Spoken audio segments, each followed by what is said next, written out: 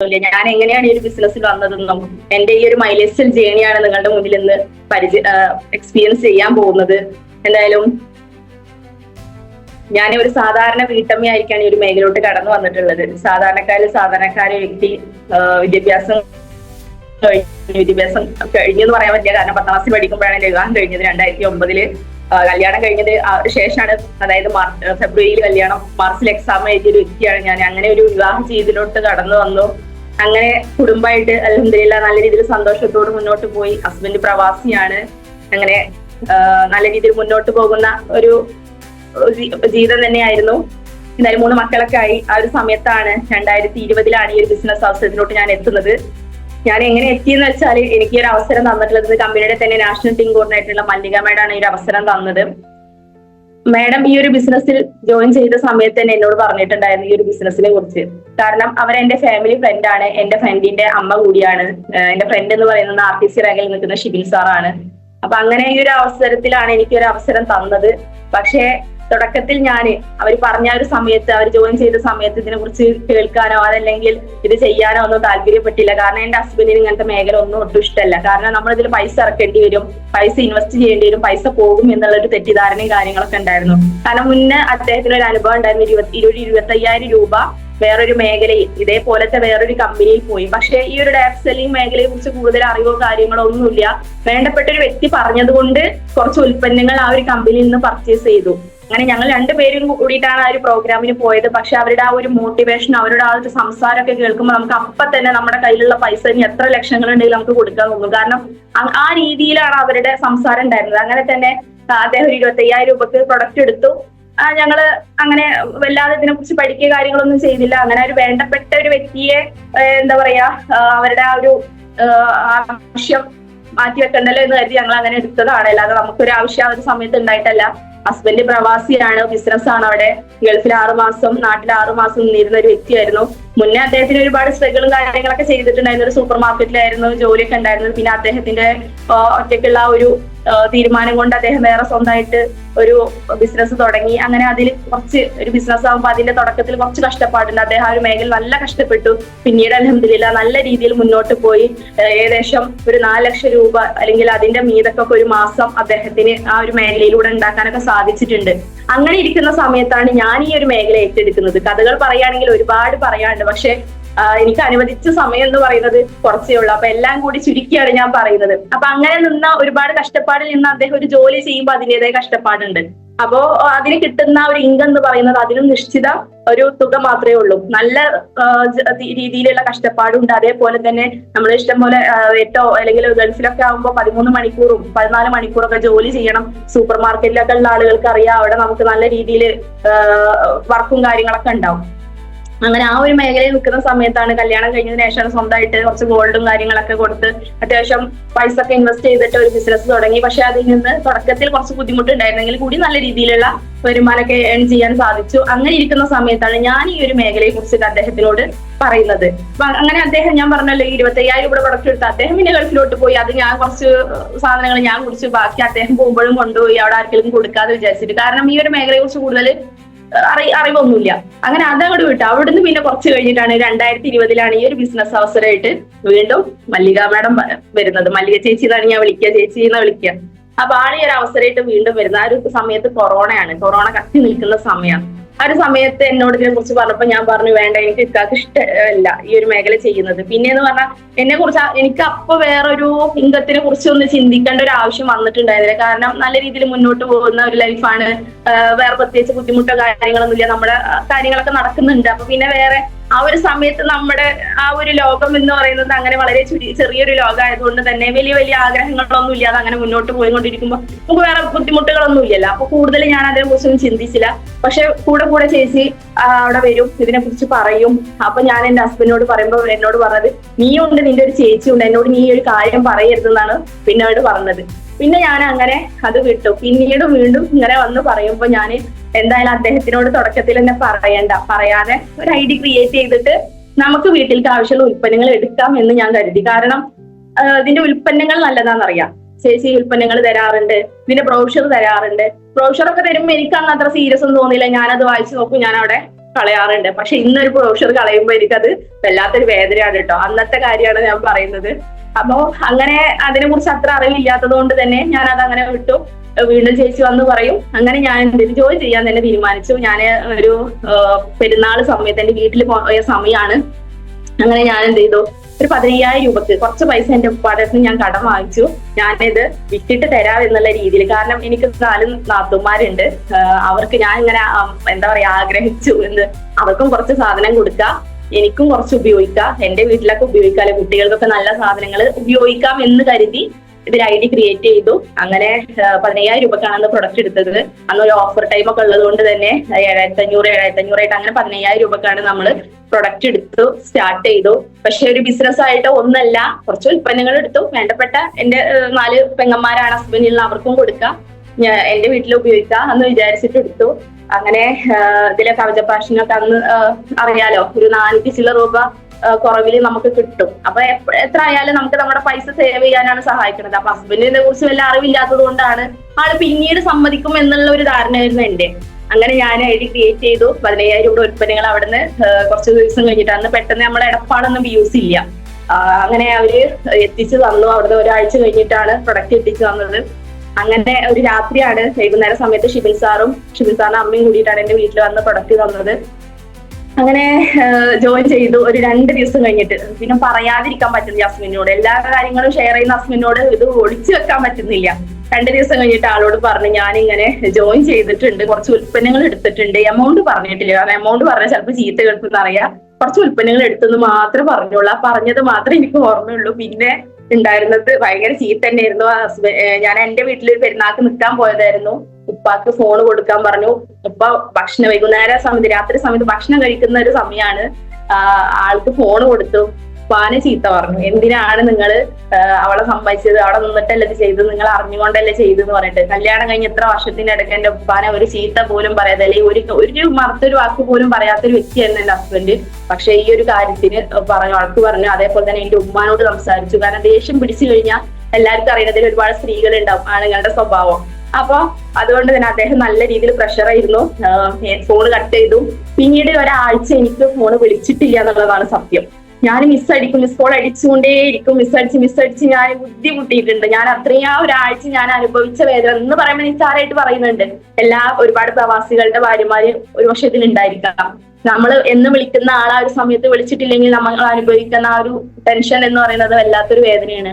പിന്നെ കരച്ചിലായി. ഞാൻ ഈ ചേച്ചിക്ക് വിളിച്ചിട്ട് പറഞ്ഞു ഇങ്ങനെ ഒരു സംഭവം ഉണ്ടായിരുന്നു. അപ്പൊ ചേച്ചിക്കും ആകെ ടെൻഷനായി. ആകെ എന്നെക്കാളും കൂടുതൽ ടെൻഷനായത് ചേച്ചിക്കാണ്. കാരണം ചേച്ചി കാരണം എന്റെ ലൈഫിൽ എന്തെങ്കിലും ബുദ്ധിമുട്ട് വരുമോ എന്നുള്ളതാണ് ഉണ്ടായത്. കാരണം ഉമ്മാടെ വാക്കും പിന്നെ ഉപ്പാടെ വാക്കും ചേച്ചി കേൾക്കേണ്ടി വന്ന് എന്റെ സങ്കടം ഹസ്ബൻഡ് പറഞ്ഞ കാര്യങ്ങളൊക്കെ പറഞ്ഞപ്പോ അങ്ങനെ പിന്നെ ആള് പറഞ്ഞു കുട്ടീന്ന് അവനക്ക് ഇഷ്ടമല്ലെങ്കിൽ ചെയ്യണ്ട, കുഴപ്പമില്ല എന്ന് പറഞ്ഞു. ചേച്ചി എന്താ വെച്ചാൽ ചെയ്യാന്ന് പറഞ്ഞു. പ്രൊഡക്റ്റ് എടുത്തിട്ടുണ്ടല്ലോ, എന്തെങ്കിലും വഴി കാണാന്ന് പറഞ്ഞു. അങ്ങനെ പിന്നീട് ഒരാഴ്ചക്ക് ശേഷം ഞാന് ഇങ്ങനെ മിസ് കോൾ അടിക്കുന്നുണ്ട്, മക്കളെ കൊണ്ട് വിളിപ്പിക്കുന്നുണ്ട്, വോയിസ് അയക്കുന്നുണ്ട് വാട്സപ്പില്. പക്ഷെ ആളൊരു റിപ്ലൈ ഉണ്ടായിരുന്നില്ല. പിന്നീട് ഒരാഴ്ച കഴിഞ്ഞപ്പോ പിന്നെ ആള് വിളി തുടങ്ങി. കാരണം ദേഷ്യമൊക്കെ കെട്ടിറങ്ങി. അത്രയും ദേഷ്യം ഉണ്ടായിരുന്നു. കാരണം ചെയ്യരുതെന്ന് മുന്നേ പറഞ്ഞിട്ടുണ്ടല്ലോ ചെയ്യരുതെന്ന് പറഞ്ഞ കാര്യം ചെയ്തത് കൊണ്ടുള്ള ആ ഒരു ദേഷ്യമായിരുന്നു. പിന്നീട് ആളുടെ ദേഷ്യമൊക്കെ മാറി പിന്നെ വിളി തുടങ്ങി. അതിന്റെ ഇടയ്ക്ക് അതിന്റെ പ്രൊഡക്റ്റ് ഞാൻ സ്റ്റാർട്ട് ചെയ്തിട്ടുണ്ടായിരുന്നു. ബ്ലഡ് പ്യൂരിഫയർ എന്നൊരു പ്രൊഡക്റ്റ് എന്റെ മോൾക്ക് ലിബഗീനോ എന്റെ മോൾക്ക് കൊടുത്തു തുടങ്ങിയിട്ടുണ്ടായിരുന്നു. എന്റെ മോൾക്ക് ആ ഒരു സമയത്ത് ഒരു 10 വയസ്സുള്ള ഒരു സമയത്ത് വായ്പുണ്ണിന്റെ പ്രശ്നം ഉണ്ടായിരുന്നു, നല്ല വായ്പുണ്ണായിരുന്നു. അപ്പോ ഈ ഒരു ബ്ലഡ് പ്യൂരിഫയറും ലിബഗൈനും സ്റ്റാർട്ട് ചെയ്തു. ഏകദേശം ഒരാഴ്ച തന്നെ അവളത് ഉപയോഗിച്ചപ്പോൾ അവൾക്ക് നല്ല തരത്തിലുള്ള മാറ്റം ഉണ്ടായിരുന്നു. അത് ഇതിന്റെ ഇടയ്ക്ക് കിട്ടിയ റിസൾട്ട് ആണ്. ഒരാഴ്ച മാത്രമേ ഉപയോഗിച്ചിട്ടുള്ളൂ. എനിക്ക് ഇതിനെ കുറിച്ച് പ്രൊഡക്റ്റിനെ കുറിച്ച് ഒരു ഐഡിയ ഇല്ല. ഞാൻ കൊടുത്തത് ആ ഒരു സമയത്ത് അവൾക്ക് കണ്ണിന്റെ മുകളിൽ കുരു ഉണ്ടായിരുന്നു. ഞാൻ അന്ന് പട്ടംകുളം എന്ന് പറയുന്ന സ്ഥലത്തൊരു വൈദ്യരുണ്ട്, ബാലകൃഷ്ണ വൈദ്യർ എന്ന് പറയും. അദ്ദേഹത്തിന് പോയി കണ്ടപ്പോ അദ്ദേഹം ഗുളിക കഷായം മരുന്നൊക്കെ തന്നു. അത് ഒരു 2-3 ദിവസം ഉപയോഗിച്ച കുട്ടികളല്ലേ, ഭയങ്കര ചവർപ്പും കാര്യങ്ങളൊക്കെ ആയതുകൊണ്ട് അത് അങ്ങനെ ഉപയോഗിച്ചില്ല. എന്നിട്ട് അപ്പോ എന്റെ ഒരു ധാരണ കുരുവും കാര്യങ്ങളൊക്കെ വരുന്നത് രക്തദൂഷ്യം കൊണ്ടാണല്ലോ. അങ്ങനെ ഒരു ഇതുള്ളത് കൊണ്ട് തന്നെ ബ്ലഡ് പ്യൂരിഫയർ കൊടുത്തു. ബ്ലഡ് പ്യൂരിഫയർ ഒരു ആഴ്ച കൊടുത്തു. അത് കൊടുത്തപ്പോ അതിന്റെ റിസൾട്ട് കൊണ്ട് അൽഹംദുലില്ലാ ഇപ്പൊ ഈ 5 വർഷമായിട്ടും പിന്നീട് ആ ഒരു വായ്പുണ്ണിന്റെ പ്രശ്നം ഉണ്ടായിട്ടില്ല എന്നാണ്. അത് അത്ഭുതം തന്നെയാണ്. കാരണം ആകെ ഒരു ബോട്ടിൽ മാത്രമേ ഉപയോഗിച്ചിട്ടുള്ളൂ. 10 ദിവസത്തിന് ഉള്ള ഒരു ഒറ്റ ബോട്ടിൽ മാത്രമേ ഉപയോഗിച്ചിട്ടുള്ളൂ. അത് കഴിയുന്നതിന് മുന്നേ തന്നെ ആ റിസൾട്ട് വന്നു. വായ്പുണ്ണ് കംപ്ലീറ്റ് ഉണ്ടായിരുന്ന മാറി. പിന്നീട് ഈ ഒരു നേരം വരെ, ഈ സമയം വരെ പിന്നെ ആ ഒരു വായ്പുണ്ണിന്റെ പ്രശ്നം അവൾക്ക് ഉണ്ടായിട്ടില്ല.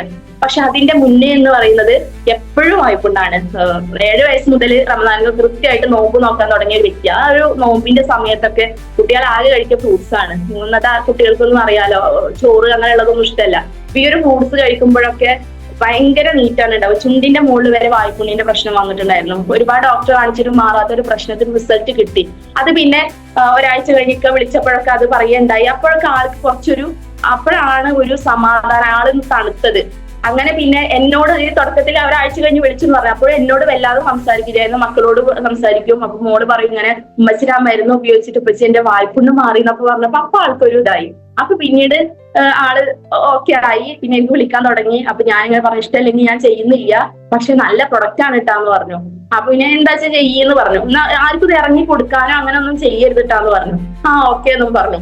അങ്ങനെ ഞാൻ ഒരു 15 ദിവസമാണ് അന്ന് വീട്ടിൽ പോയി നിൽക്കുക. ഒരു 2 മാസം ഇവിടെ ഹസ്ബൻഡ് വീട്ടിൽ നിൽക്കുമ്പോ ഒരു 15 ദിവസമൊക്കെ ഒരു വർഷം അവിടെ പോയി നിൽക്കാറുണ്ട്. അങ്ങനെ അവിടുത്തെ ആ ഒരു കാലാവധി കഴിഞ്ഞിട്ട് ഈ പ്രൊഡക്റ്റ് ഒരു ബോക്സ് പ്രൊഡക്റ്റാ. ഫസ്റ്റ് എന്റെ ഉമ്മയാണ് നീ എന്തായാലും ആദ്യമായിട്ട് തുടങ്ങിയതല്ലേ എന്ന് പറഞ്ഞിട്ട് ഒരു 2000 രൂപയുടെ അടുത്ത് പ്രൊഡക്റ്റ് എന്റെ ഉമ്മയാണ് എന്റെ കയ്യിൽ നിന്ന് ആദ്യമായിട്ട് വാങ്ങിയത്. MRP വന്നിട്ടാണ് എന്റെ ഉമ്മ എന്റെ കയ്യിൽ നിന്ന് വാങ്ങിയത്. ഉമ്മമാരും ആകുമ്പോൾ അതിനൊരു ബർക്കത്ത് വേറെ ആണല്ലോ. അങ്ങനെ എന്റെ ഉമ്മയാണ് ഫസ്റ്റിൽ വാങ്ങിയത്, പിന്നീട് മോൾക്ക് കൊടുത്തത്. അങ്ങനെയാണ് ഞാന് ഇത് സ്റ്റാർട്ട് ചെയ്തത്. അപ്പോഴും ഇത് സ്റ്റാർട്ട് ചെയ്തതൊന്നും പറയാൻ പറ്റില്ല, കാരണം അങ്ങനെയായിരുന്നു കാര്യങ്ങള്. അങ്ങനെ ഈ പ്രൊഡക്റ്റ് ഒരു ബോക്സ് ആണ് ഉണ്ടായിരുന്നത്. ഈ ബോക്സ് ആയിട്ട് എന്റെ ഹസ്ബൻഡ് വീട്ടിലോട്ട് വന്നു, ഹൈറക്കാർക്ക് വന്നു. ഇവിടെ വന്നപ്പോ ഒരാള് ഇവിടെ വന്നൊക്കെ ഇതെന്താ ഒരു ബോക്സ് ഒക്കെ ഇടുങ്ങി എന്തായാലും വീടിന്റെ പഠിക്കുന്നത് എന്തായാലും കച്ചവടം ചെയ്യാം. ആ ഒരു രീതിയിലുള്ള നെഗറ്റീവ് ആയിരുന്നു പിന്നെ ഉണ്ടായിരുന്നത്.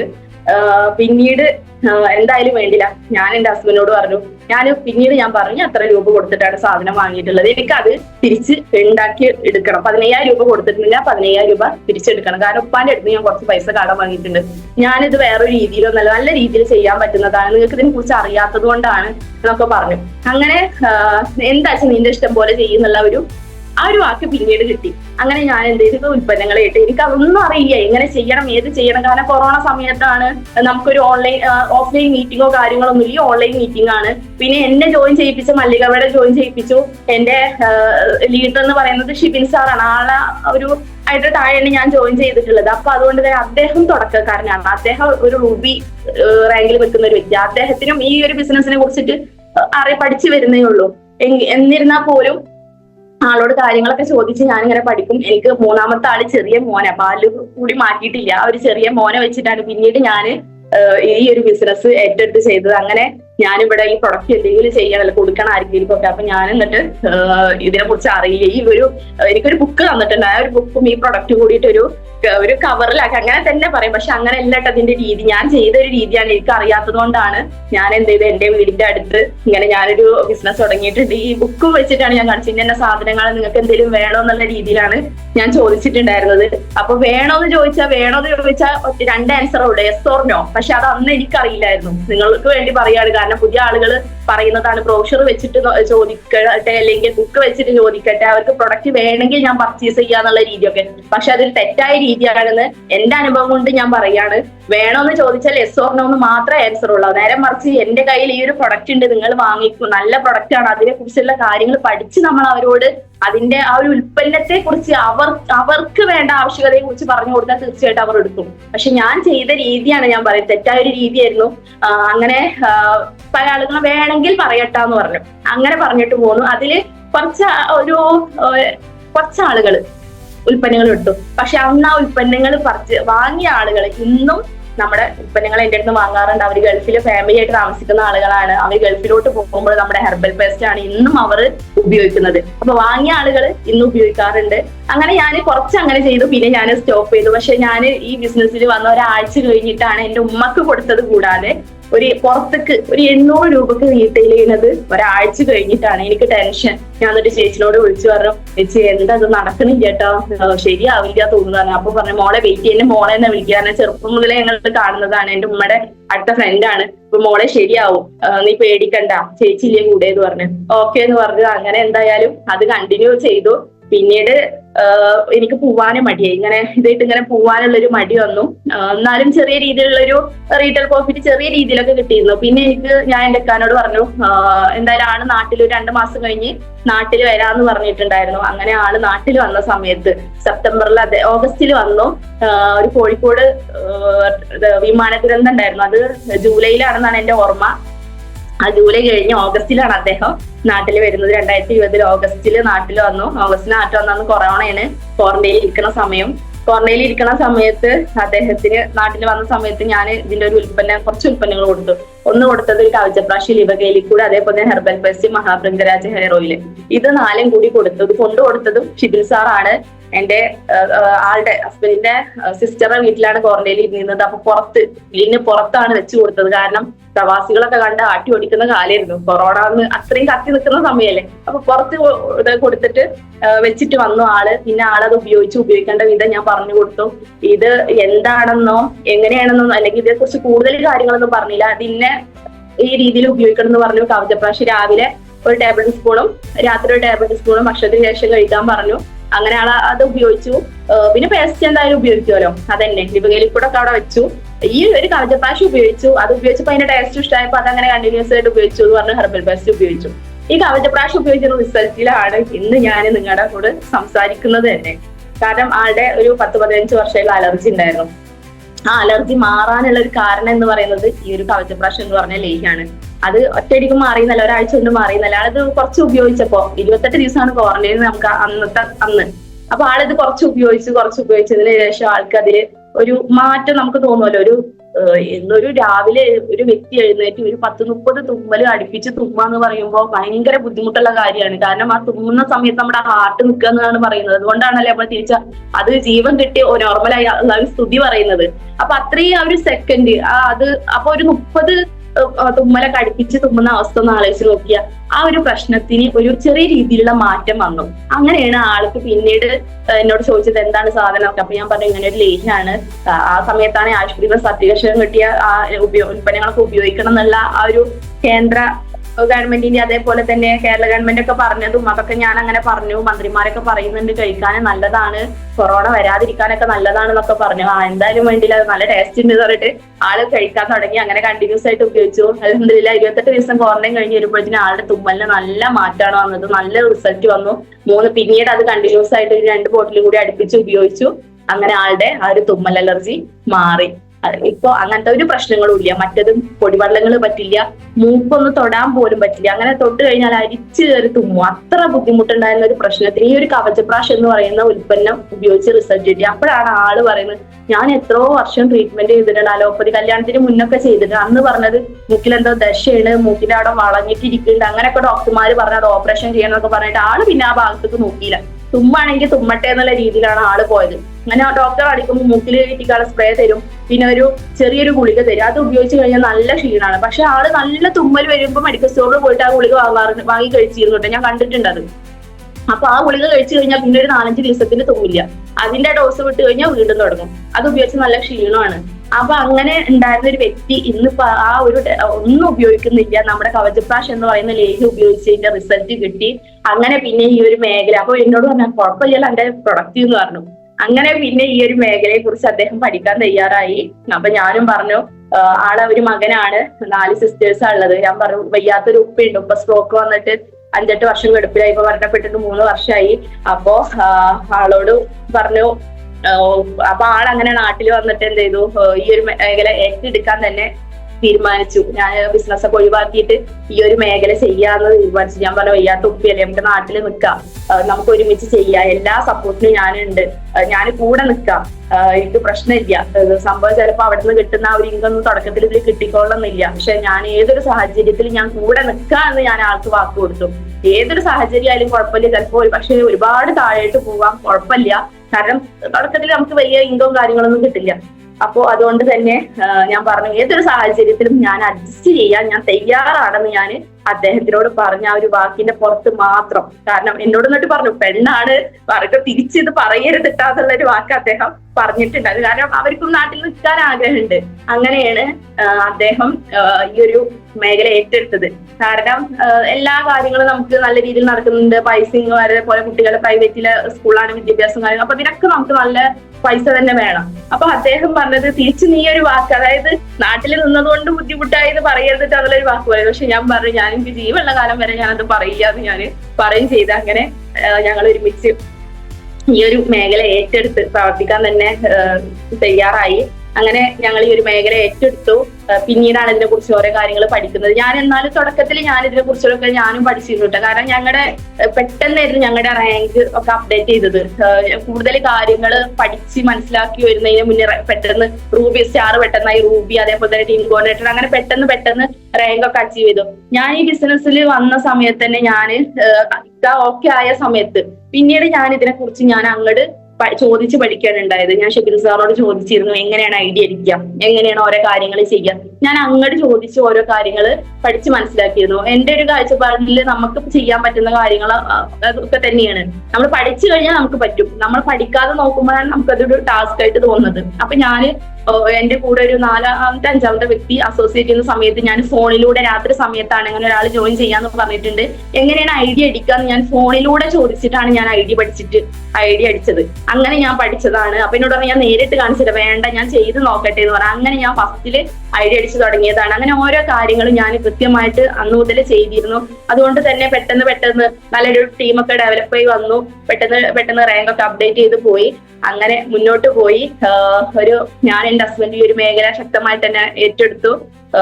തുടക്കത്തില് ഞാൻ പറഞ്ഞ ചെറിയ മോനാണ്. ഈ മോനൊക്കെ ഉമ്മാടെ എന്റെ വീട്ടിലാക്കി കൊടുത്തിട്ടുണ്ട്. എന്റെ ഹസ്ബൻഡ് എന്റെ വീട്ടിൽ ഒരു 3-3.5 കിലോമീറ്റർ വ്യത്യാസമുള്ളൂ. ഞാൻ പോകുന്ന സമയത്തൊക്കെ എന്റെ വീട്ടിലാക്കി കൊടുത്താൽ രാവിലെ പോയി കഴിഞ്ഞാൽ വൈകുന്നേരമാണ് വരിക. അപ്പൊ ഉമ്മാടെ അടുത്ത് ചീത്ത കേൾക്കും. സംഭവം ഉമ്മാടെ അടുത്ത് പിന്നെ സപ്പോർട്ടൊക്കെ ഉണ്ടായിരുന്നെങ്കിൽ കൂടി ചെറിയ മക്കളാണ്, അവരെ കരയിപ്പിക്കുന്നൊന്നും ഉമ്മാക്കൊന്നും ഇഷ്ടമല്ല.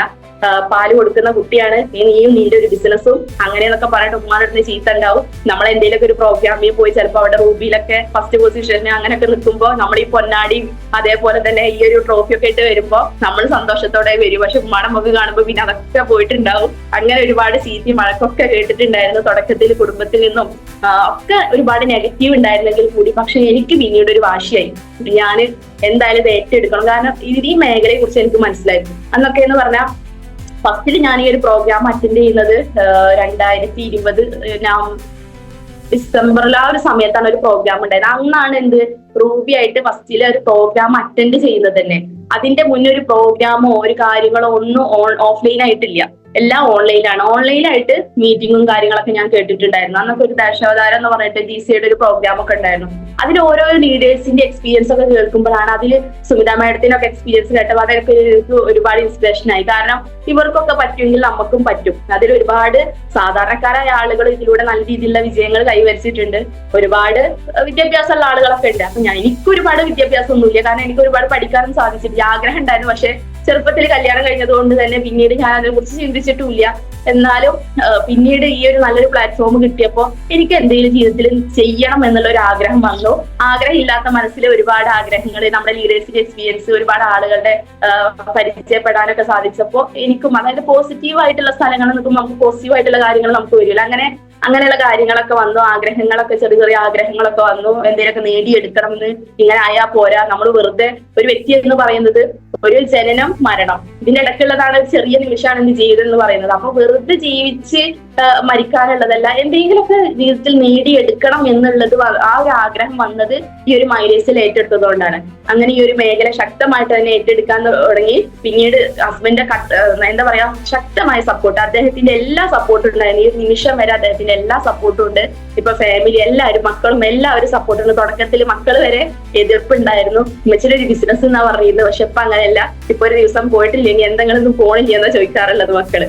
അപ്പൊ അങ്ങനത്തെ ഒരു സാഹചര്യത്തിൽ നിന്ന് ഇന്ന് വന്നു. പക്ഷെ ഈ തുടക്കത്തിൽ നമ്മൾ ഈ നെഗറ്റീവ് ഒക്കെ കേട്ടിട്ട് നമ്മൾ അവിടെ ഇരിക്കുകയാണെങ്കിൽ എന്ന് എനിക്ക് നിങ്ങളുടെ മുന്നിൽ ഇന്ന് സംസാരിക്കാൻ പറ്റില്ല. കാരണം നമ്മൾ പിന്നെ ചിത്രത്തിൽ ഉണ്ടാവില്ല. നമുക്കറിയാം എന്താണ് ഈ മൈലേജ് സെൽ എന്നും നമുക്കാണ് ഇതിനെ കുറിച്ച് അറിയുള്ളൂ. ഈ ഒരു സാഹചര്യം അല്ലെങ്കിൽ എന്താണ് ഈ ബിസിനസ് എന്ന് അറിയുന്ന വ്യക്തികൾ നമ്മളാണ്. എന്റെ ചുറ്റും നെഗറ്റീവ് പറഞ്ഞിരുന്ന ആളുകൾക്ക് ഇതിനെ കുറിച്ച് അവർ കേട്ടിട്ടില്ല, കണ്ടിട്ടില്ല, ഇതിനെ കുറിച്ച് ഒന്നും അറിയില്ല.